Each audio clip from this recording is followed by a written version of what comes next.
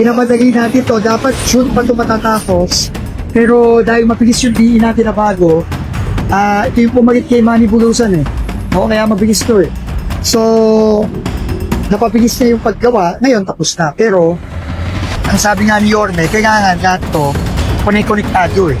Hindi pwedeng portion-portion lang yung tinatabaho na. We are hoping that some of this new piping, new drainage will be tested during rainy season sa June. Tapos World War II pa. Napakaliliit, napakaluma, at saka barado-barado na. So, pinamadali natin to. Dapat soon pa ito matatapos. Pero dahil mabilis yung diin natin na bago, ito yung pumalit kay Manny Bulusan eh. Oo, kaya mabilis to eh. So, napabilis na yung paggawa, ngayon tapos na. Pero, ang sabi nga ni Yorme, kailangan lahat to konektado eh. Hindi pwedeng portion-portion lang yung tinatabaho na. So, para maibsan talaga yung baha dito sa mga, lalo na para sa mga estudyante natin dito sa TAM, kailangan talaga mag-coordinate tayo ng mabuti sa City of Manila. Kaya nagpapasalamat tayo kay Yorme, nagpapasalamat si Presidente kasi ngayon, napakaganda na ng coordination. Alam mo naman, inutusan tayo ni Paulo, pinapamadali na ako lahat nito eh. Nakita nga kami kahapon, sabi niya, kumusta na yung mga flood control sa NCR? Ready na ba tayo for the rainy season? So, sabi ko, Mr. President, slowly but surely, nagagawa na. Pero ang importante talaga sa mga project na ganito, coordinated tayo sa syudad. Kasi kung hindi, ayan na naman. Hindi na naman nag-uusap, kanya-kanya ginagawa, tapos magtuturuan na naman. Kapag nagbaha dito, magtuturuan na naman. So, ngayon nagpapasalamat tayo kay Yorme, lahat coordinated. Tapos, tipistahin din namin yung Bonifacio sa may Rojas Boulevard. So, yung tutorial still sa harap ng Manila Hotel.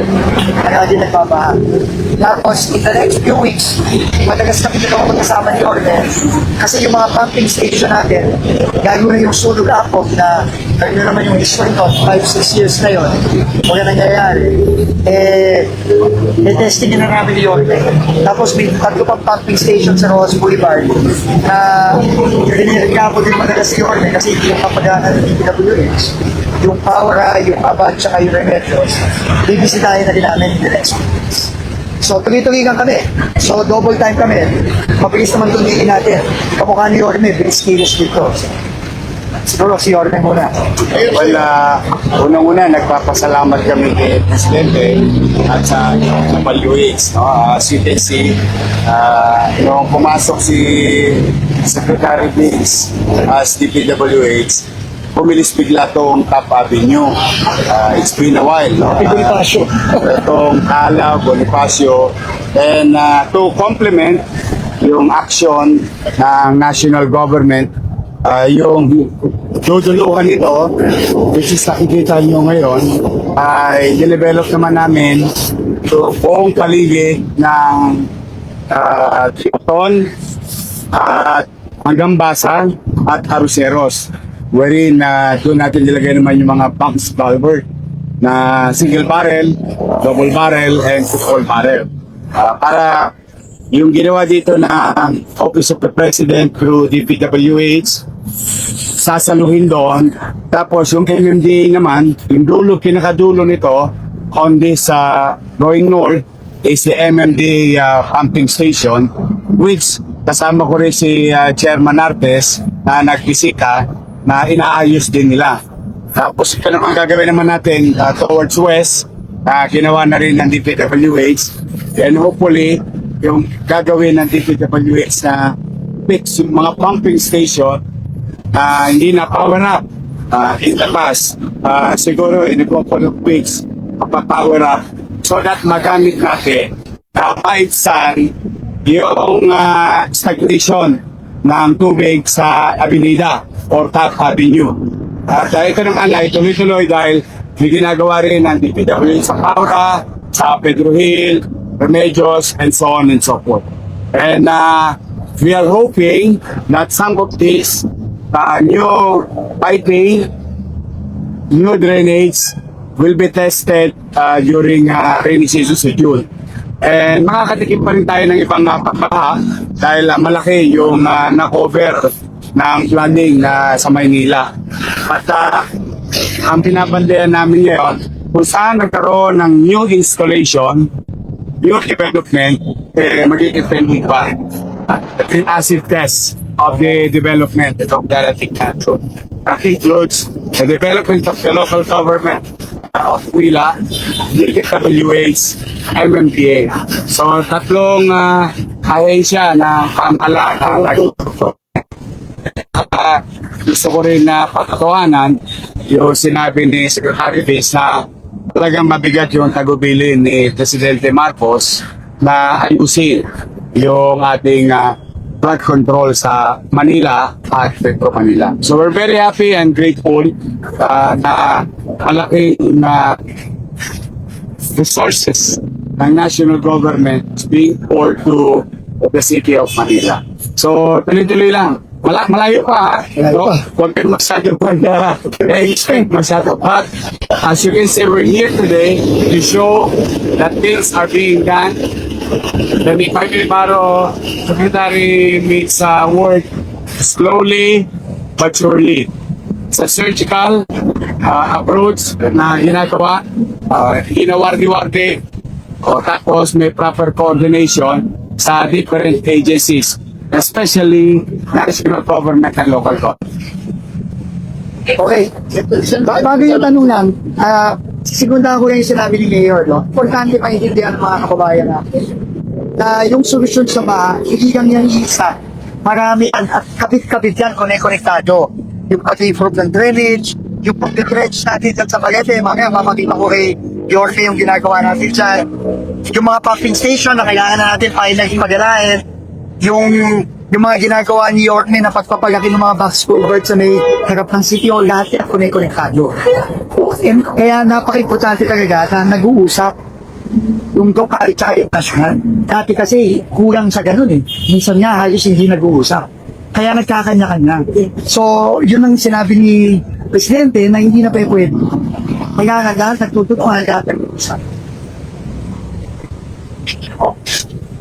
At all problema sa dyan yung sila. Solve ni Yorme yun.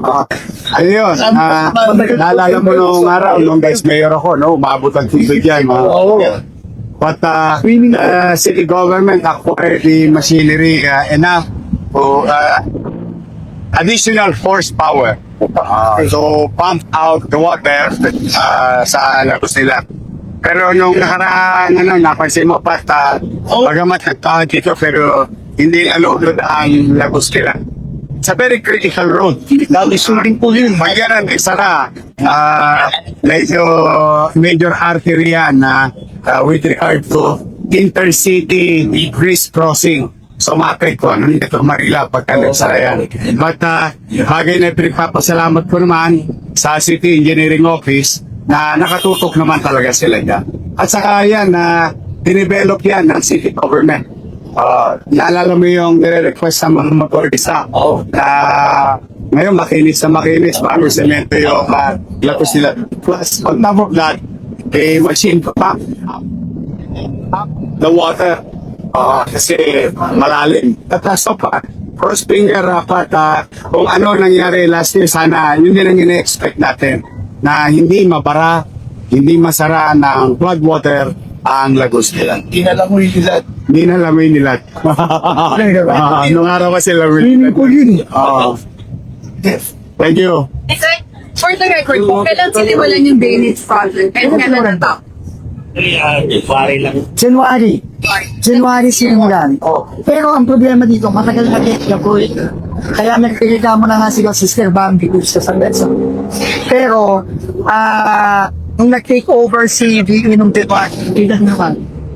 Tapos pinisita natin ito parang February, March of March. Tapos, talagang sigurado natin na bago magtatulan, matapos. In fact, advance pa to kasi dapat expected natin mga June. Pero mga 2-3 weeks in advance at tapos. So, importante yan talaga, nakatuto yung mga district engineers natin, yung malasakit. Kasi, alam mo, yung mga district engineers, ibang pinagmamagasakitan nila eh. Hindi trabaho. Diba? So, kaya nagpapasalamat ako kay Dee sa Tigna. Kaya yung pinaspasan na ito. Pati yung pupuntahan natin na Bonifacio, ang tagal din na nakatingin kayo, ngayon kapos na. Bakit content katong grade? Pero it's really kulang. Alam mo, pag hindi tututukan ng PE o ng DPWH, yung kontratista, hindi kayo naman yan. Diyan, mabagal-bagal na. Pero pag nakatutok, open the aesthetics siya. Pero pag nakatutok, at alam na may consequence, ibig sabihin, kapag hindi mo na-meet yung deadline mo, may financial consequence yun sa kontratista, may liquidated damages yan, eh masakit yun. Ang problema dati, alam mo naman, siguro may mga padulas yung mga kontrakto, hindi impose yung penalty, o hindi natatapos sa mabilis na pwede. Pero ngayon, wala na yan. Secretary, nag-visit din po kayo doon sa Estero de Valente. Ano po yung naging observation? So, and gagawin po Nag-dredge tayo doon. Kasi nga, kailangan, doon kasi ang tapo ng tubig dahil north. Pero kapag yun napuno, dapat papasok yung tubig. Kapag ka ng tubig dito. So, kailangan yun, palalinin natin. Yun ang ginagawa natin na yun may sa Oakland Contrabaha. At buong NCR yan. Ngayon, ang napansin namin, ginamano-mano. So, sabi ko kay Kiki, pagtaga ng maliit na bako on barge para bumilis yung pagpapalahin. Kasi kung mano-mano, matagal. Sir, may plans na ba to extend or parang we're still looking for funds? Lalo na yung other side. Okay, parallel. Yung other side, may request tayo for funding ng 2027. Kasi wala tayong new funding for 26. So, we have to start that. Pero, umihingi tayo ng savings compensation for 26. Pag na-approve yun, hindi na tayo maghihintay yun na 27 para sa kabila. Sisimulan na natin this year.